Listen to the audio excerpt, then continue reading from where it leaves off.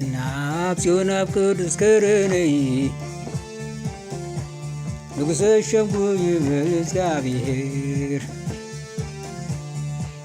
ንጉሠ ሸምጉ ይብል እግዚአብሔር ኣብ ጽዮን ኣብ ቅዱስ ከረነይ ንጉሠ ሸምጉ ይብል እግዚአብሔር ንጉሠ ሸምጉ ይብል እግዚአብሔር ኣብ ጽዮን ኣብ ቅዱስ ከረነይ ንጉሠ ሸምጉ ይብል እግዚአብሔር ንጉሠ ሸምጉ ይብል እግዚአብሔር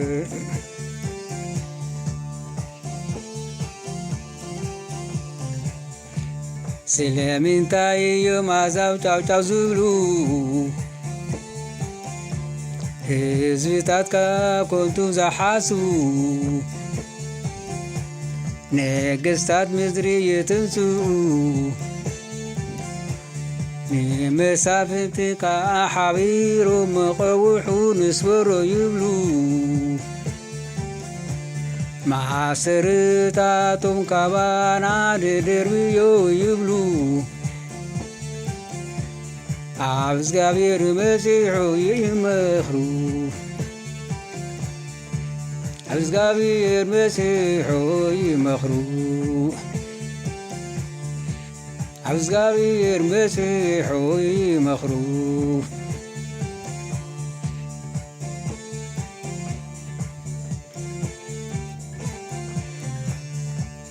እቲ ናብ ሰማይ ድሎ ይስሕቑ ወይታኻ የላግስ ኣሎ ሽዑ ብኽሪኡ ይዛረቡ ብነድሩኻ የፈራርሑ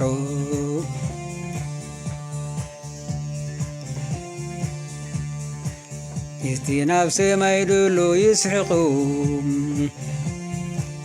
ወይታኻ የላግስ ኣሎ ሽዑ ብኽሪኡ ይዛረቡ ብነድሩኻ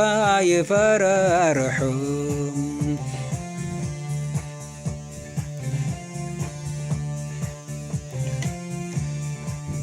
እቲ ናብ ሰማይ ድሎ ይስሕቑ ወይታኻ የላግስ ኣሎ ሽዑ ብኽሪኡ ይዛረቡ ብነድሩኻ የፈራርሑ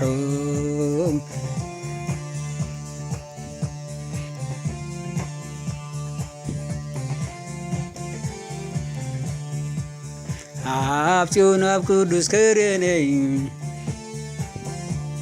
ንጉሠ ሸምጉ ይብል እግዚአብሔር ንጉሠ ሸምጉ ይብል እግዚአብሔር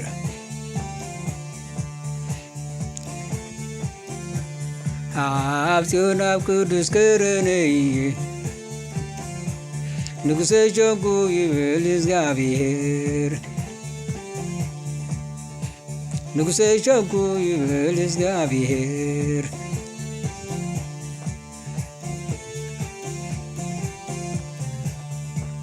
ነቲ ምዱ ምኽረይ ይነግር ኣለኹ እግዚአብሔር በለኒ ንስኻ ወደኢኻ ኣነ ድማ ሎሚ ወለድኩኻ ኣሕዛብ ንርስትኻ ክህበካ ወሰናት ምድርኻ ንትርኢትካ ክህበካ ብበትሪ ሓፂን ክትቅጥቅጦም ኢኻ ከም ኣቕሓ መሬት ክትሰባብሮም ኢኻ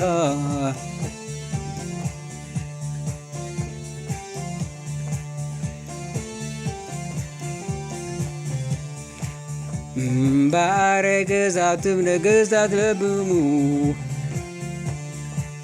ኣቱም ፈራዶኻ ተኣረሙ እግዚአብሔር ፈርሕዎ አገልግልዎ بمنكتكات كافرحو كلهم ينكو نديمو كورو قلتيفو ينديمو عمقد غلون قيت تبون ودو سعبو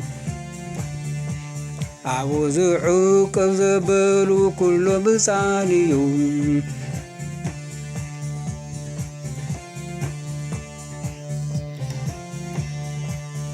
معارساتم نقستات بمو أتم فرادو مدري تارمو نسقابير بفرحة قلقلو بمنكتكات كافرحو كورو قلتيفو ينديمو عمقد غلغم كايت تبونو ودو سعبو عوز عوق زبل غلهم بزانيهم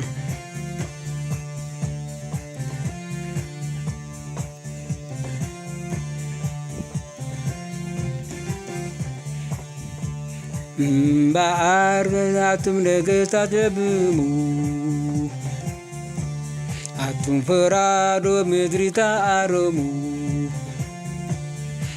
نسقابير بفرحة قلقلو بمنكتكات كافرحو كورو غلتيو ينديمو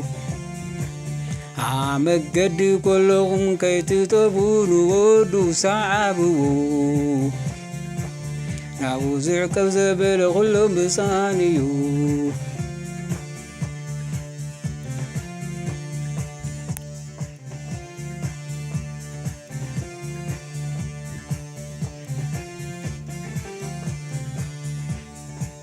عبسون أبكدس كرني نقصي شوكو يبلس قابير نقصي شوكو يبلس قابير عبسون أبكدس كرني نقصي شوكو يبلس قابير نقصي شوكو يبلس قابير عبسون أبكدس كرني نقصي شوكو يبلس قابير نقصي شوكو يبلس قابير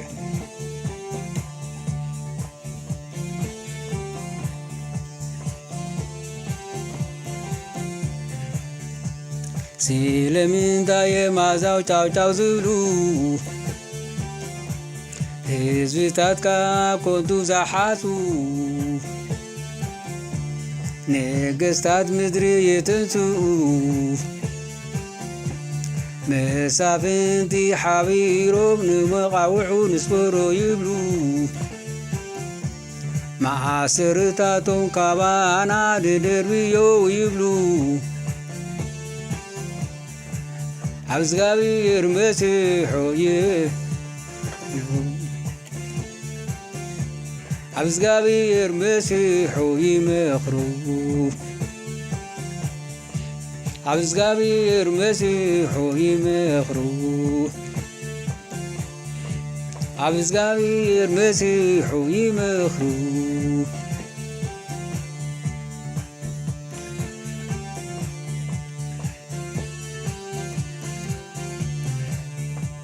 يتي نفسي ما يدلو يسحقو ويتاخا يلاقي سلوم شعوب قريو يزارهم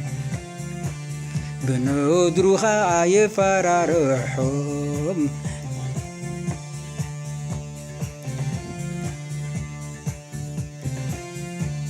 يتي نفسي ما يدلو يسحقهم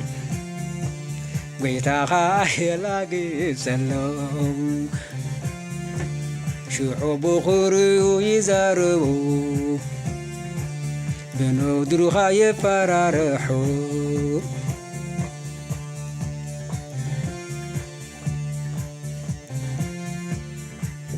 እቲ ናብ ሰማይ ደሎ ይስሕቑ ጐይታኻ የላግጸሎም ሽዑ ብኽርዩ ይዛረቡ ብንውድሩኻ የፈራርሑ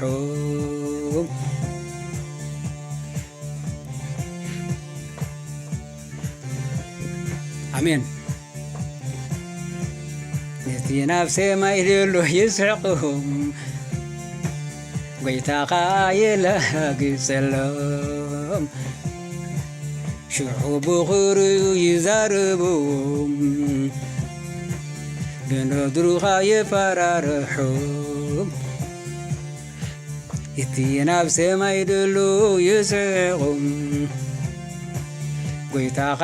የላግጸሎም ሽዑ ብኽርዩ ይዛረቡ ብንውድሩኻ የፈራርሑ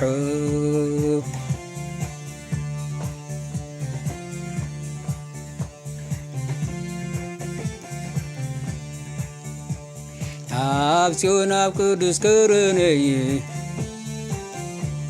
ንጉሠ ሸምኩ ይበል እግዚአብሔር ንጉሠ ሸምኩ ይበል እግዚአብሔር ኣብ ጽዮን ኣብ ቅዱስ ከረነይ ንጉሠ ሸምኩ ይበል እግዚአብሔር ንጉሠ ሸምኩ ይበል እግዚአብሔር ኣብ ጽዮን ኣብ ቅዱስ ከረነይ ንጉሠ ሸምኩ ይበል እግዚአብሔር ንጉሠ ሸምኩ ይበል እግዚአብሔር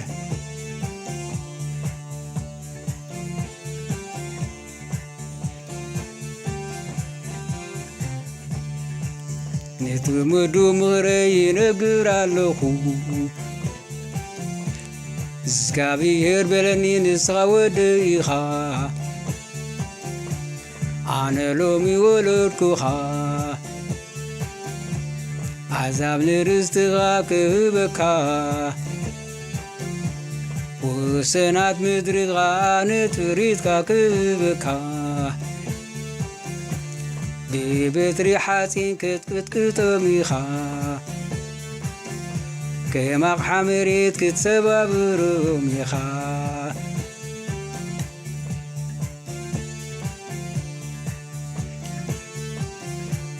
ነቲ ምዱ ምኽረይ ይነግር ኣለኹ እግዚአብሔር በለኒ ንስኻ ወደኢኻ ኣነ ድማ ሎሚ ወለድኩኻ ኣሕዛብ ንርስትኻ ክህበካ ወሰናት ምድሪ ንትርኢትካ ክህበካ ብበትሪ ሓፂን ክትቅጥቅጦም ኢኻ ከም ኣቕሓ መሬት ክትሰባብሮም ኢኻ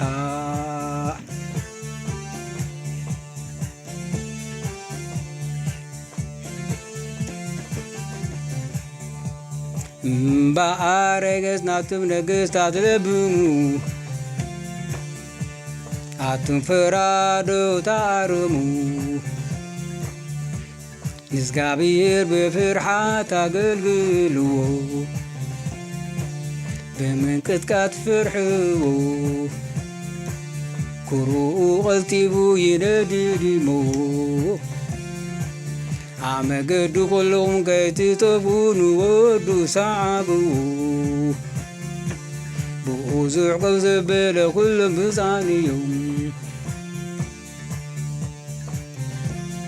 አሜን።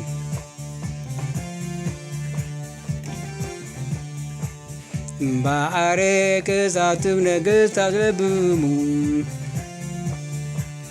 ኣቱም ፈራዶ ምድሪ ተኣረሙ እግዚአብሔር ብፍርሃት አገልግልዎ ብምንቅጥቃጥ ካፍርሕዎ ኩሩ ቐልጢፉ ይነድድ እሞ ኣመገዲ ቖለኹም ከይትጠቡን ወዱ ሰዓብዎ ኣብኡ ዝዕቀብ ዘበለ ኩሎ ብፃን እዮም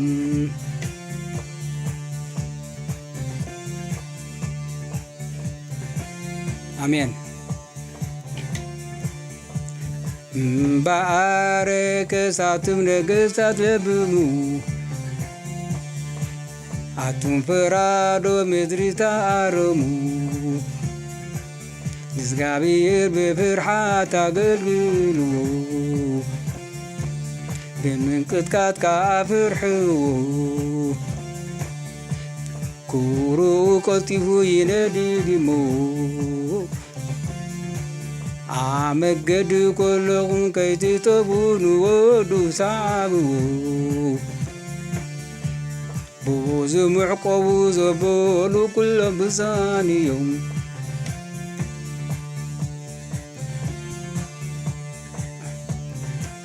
አሜን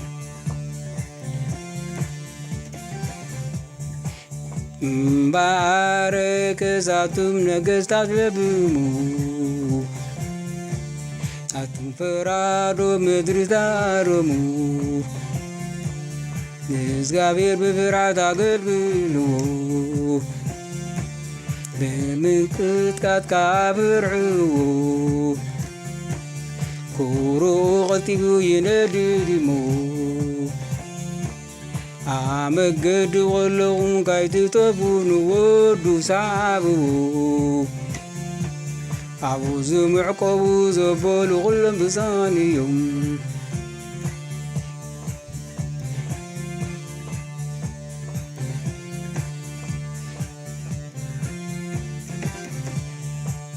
እምበኣረ ከሳቱም ነገሥታት ለብሙ ኣቱም ፈራዶ ምድሪ ተኣረሙ ንእግዚአብሔር ብፍርሃት አገልግልዎ ብምንቅጥቃጥ ካፍርሕዎ ኩሩ ቐልጢፉ ይነድድ እሞ ኣመገዲ ቈለኹም ከይትጠቡን ወዱ ሰዓብዎ ብዙ ምዕቆቡ ዘበሉ ኩሎም ብፃን እዮም አሜን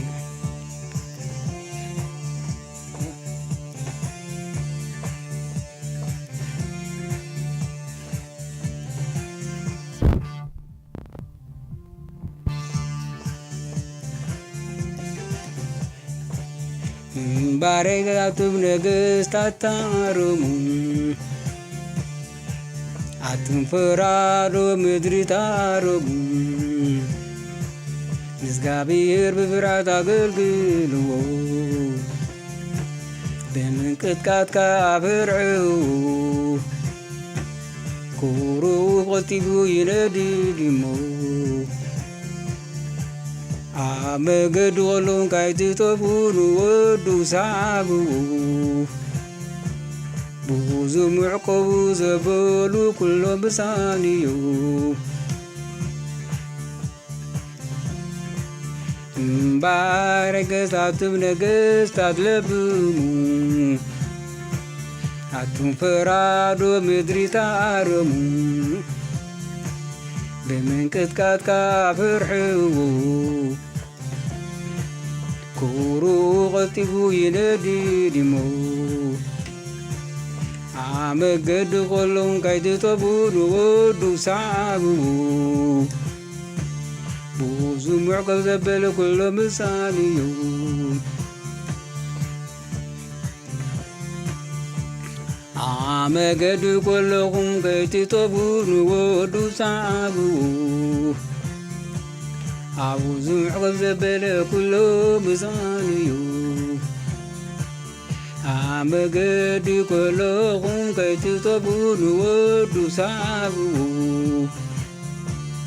ኣብኡ ዝምዕቆብ ዘበሉ ኩሎም ብፃን እዮም